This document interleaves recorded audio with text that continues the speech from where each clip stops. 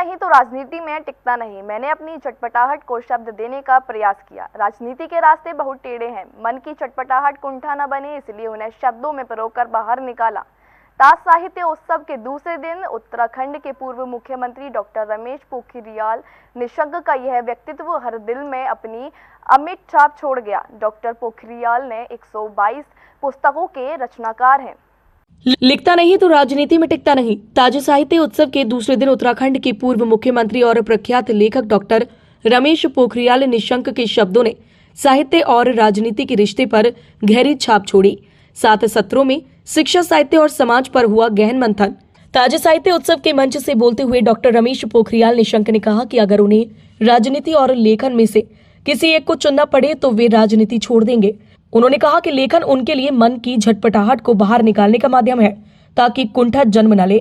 122 पुस्तकों के रचनाकार निशंक ने कहा कि राजनीति के रास्ते टेढ़े हैं और शब्द ही मन को संतुलन देती है।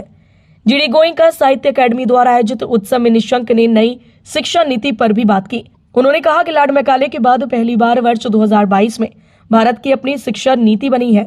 आज दुनिया हमारे ही शोध और सिद्धांतों पर अपनी मुहर लगाकर हमें ही बेच रही है। यह आत्म मंथन का विषय है।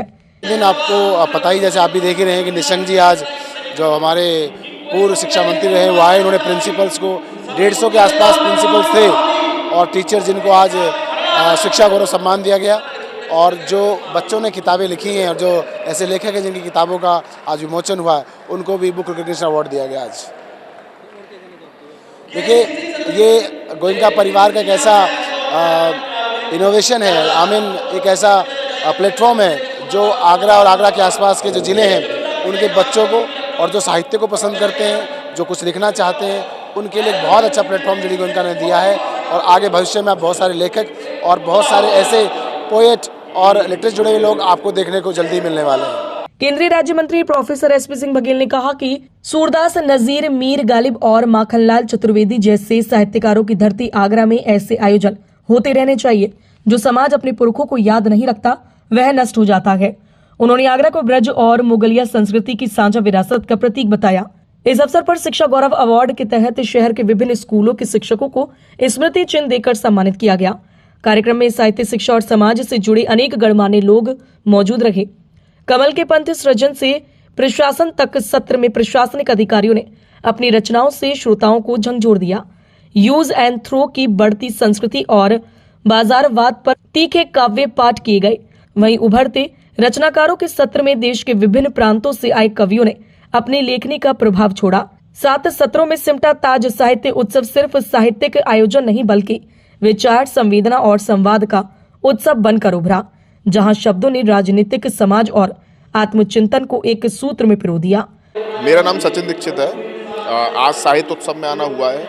ये ताज साहित्य उत्सव बड़े भाई पवन आगरी जी के प्रखर नेतृत्व में जीडी गोयनका परिवार के साथ में लगातार दूसरी वर्ष हो रहा है। यह देश के प्रतिष्ठित साहित्यकार और 100 से अधिक सेलिब्रिटी यहाँ पर आए हैं और अच्छा साहित्य को समर्पित कार्यक्रम है।